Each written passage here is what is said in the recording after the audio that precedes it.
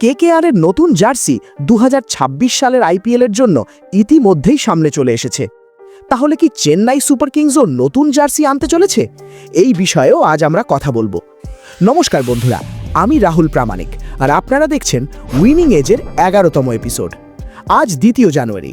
আপনাদের সবাইকে নতুন বছরের অনেক অনেক শুভেচ্ছা। আমি মন থেকে চাই এবং প্রার্থনা করি এই নতুন বছরে আপনাদের সব স্বপ্ন, সব মনোকামনা যেন সফলভাবে পূরণ হয়।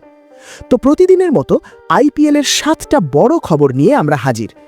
পুরো বছর জুড়ে আপনাদের মুখে হাসি ধরে রাখতে ভিডিওটা লাইক করুন, শেয়ার করুন, আর চ্যানেলটা সাবস্ক্রাইব না করে থাকলে এখনই করে নিন, কারণ প্রতিদিন প্রতিটা বড় খবর আমরা সবার আগে আপনাদের কাছে পৌঁছে দিই।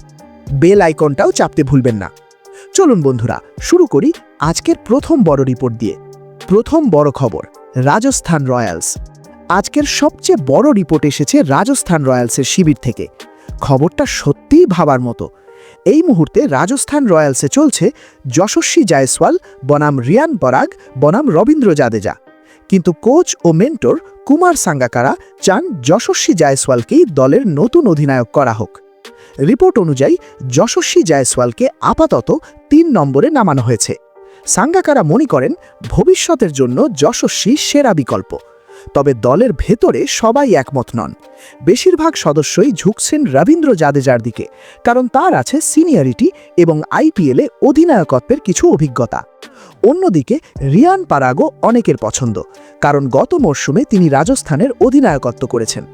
সব মিলিয়ে এই মুহূর্তে যশস্বীর চান্স একটু কম বলেই মনে হচ্ছে। দ্বিতীয় বড় খবর, পাঞ্জাব কিংস। পাঞ্জাব কিংসের জন্য এই খবরটা মোটেও ভালো নয়। গত বছর লকি ফার্গুসন আইপিএল খেলতে পারেননি, এই বছরও তাকে রিটেন করা হয়েছে, কিন্তু রিপোর্ট বলছে এই মরশুমেও তার খেলা কঠিন।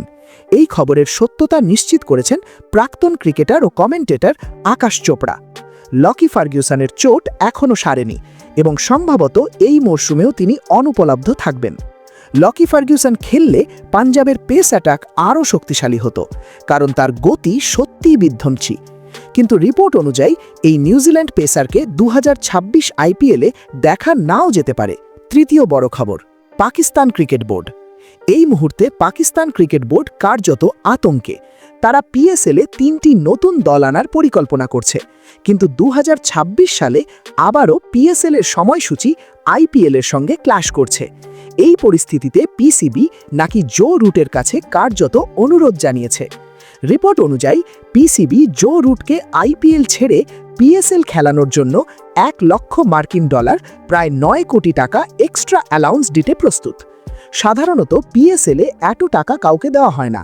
3 থেকে 4 কোটির বেশি পারিশ্রমিক খুব কম খেলোয়াড়ই পান। পিসিবি চায় জো রুট খেললে বিশেষ করে ইংল্যান্ডে পিএসএলের ভিউয়ারশিপ বাড়বে, কারণ অনেক ইংলিশ খেলোয়াড় পিএসএল খেলতে রাজি হননি। জো রুট এলে দর্শক বাড়বে, এই আশাতেই পিসিবি এতটা মরিয়া।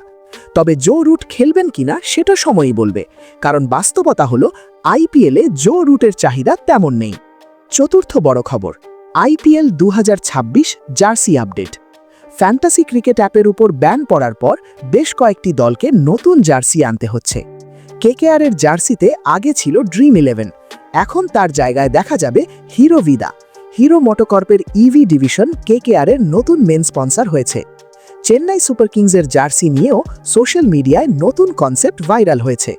সিএসকে একমাত্র দল যারা কখনো তাদের জার্সির মূল রং বদলায়নি, শুধু একবার আর্মি ক্যামোফ্লাজ যুক্ত করা হয়েছিল।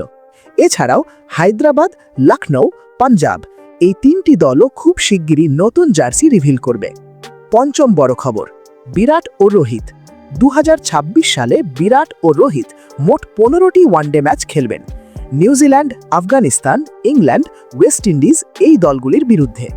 2027 ওয়ার্ল্ড কাপ প্রস্তুতি হিসেবে এই ম্যাচগুলি অত্যন্ত গুরুত্বপূর্ণ।